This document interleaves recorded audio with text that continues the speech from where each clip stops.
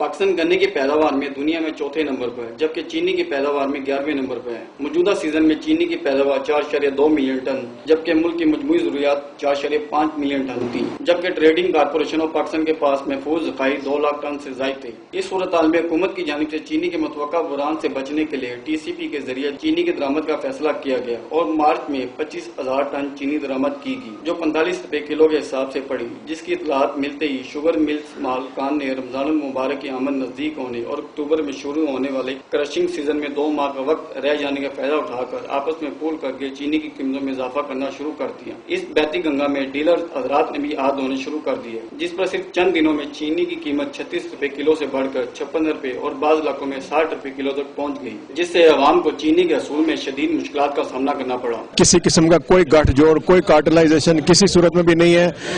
Competition commission हमें already exonerate कर चुकी है इस हवाले से। ना कभी कोई कार्टेल बनी है, ना कभी कोई कार्टेल कामयाब होती है।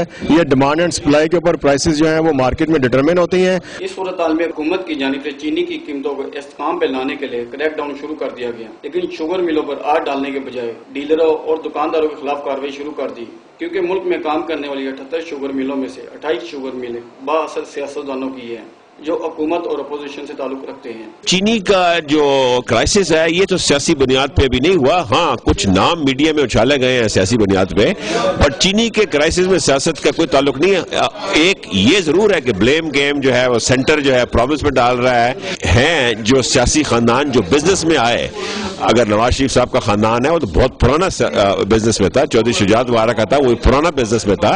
उधर शुगर मिल मालकान ने चीनी की कीमतों में इजाफे की सारी जिम्मेदारी TCP और वफाकी हुकूमत पर डाल दी। उनका कहना है कि वफाकी हुकूमत की जानिब से सीजन के आगाज में दरामद का बर वक्त फैसला न करने से ये सूरत हाल पैदा हुई और अब चीनी की कीमत 100 रुपए किलो तक जा सकती है। और इम्पोर्ट करने का जो फैसला किया गया था चीनी को फरवरी में 2 लाख टन, फरवरी में 2 लाख टन, जून में तो वो 4 लाख टन चीनी फेडरल गवर्नमेंट ने मंगवाई ही नहीं है। अगर वो मंगवा लेते, और सबको नजर आ रहा था, हम सीजन के शुरू से भी गवर्नमेंट के साथ यही नेगोशिएशंस कर रहे थे और उनको बता रहे थे कि जी रॉ शुगर अगर आप इंपोर्ट कर लेंगे तो फिर तो ना तो चीनी की कीमतें ज्यादा बढ़ेंगी और ना ही गन्ने की शॉर्टेज, गन्ने की कीमत भी नहीं बढ़ेगी। TCP 7 लाख टन के स्ट्रेटेजिक बफर स्टॉक्स मेंटेन कर रही है या नहीं कर रही है। दूसरा ये है कि अगर उन्होंने अपने स्टॉक्स मेंटेन किए होते तो वो from time to time open market releases करते रहते ताकि कभी भी बुरहान ना आता चीनी का और इस किस्म का क्योस डेवलप नहीं होता। किसी जगह 200 थैला चीनी का बरामद किया है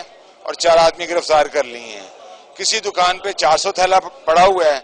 ये जिन लोगों ने के जुम्मे ये कार्रवाई लगाई गई थी उन्होंने कोई जखीरा बरामद नहीं किया। उन्होंने मार्केट के अंदर जो ट्रेडिंग हो रही थी, जो लोग ट्रेडिंग कर रहे थे, उनकी पकड़ दकड़ करके अपनी कार्रवाई पूरी की है और मैं इस बात की मजम्मत करता हूँ। ट्रेडिंग कारपोरेशन जिस तरह सप्लाई दे रही है, जिस तरह पंजाब हुकूमत ने 40 रुपए किलो का ये रमजान बाजार शुरू किए हैं, सिर्फ इन इकदाम से चीनी की प्राइसेस जो हैं कम हो जाती। ये बाकी का पकड़ दकड़ का जो मामला किया गया है, ये मैं माजरत के साथ कहता हूँ कि ये इंतहाई ना इंसाफी और ज्यादती की गई है। मुल्क में कीमतों को इस्तेकाम पर रखने के लिए वफाकी हुकूमत की जानिब से कंपटीशन कमीशन ऑफ पाकिस्तान कायम कर रखा है, जिसका काम मिलों के आपस में पूल करके कीमतें बढ़ाने के इकदाम की रोकथाम है। लेकिन हुकूमत की अदम तवज्जो की वजह से कभी फ्लोर मिल्स माफिया कीमतें बढ़ा देते हैं तो कभी सीमेंट माफिया, घी माफिया और LPG माफिया। अब इस दफा शुगर माफिया मैदान में कूद पड़ा है। अब देखना यह है कि कंपटीशन कमीशन ऑफ पाकिस्तान चीनी की कीमतों को इस्तेकाम पर लाने में कामयाब होता है या नहीं। इसका फैसला तो आने वाला वक्त ही करेगा। कैमरामैन मकसूद शाह के साथ आसिम अमीद, चैनल 5 लाहौर।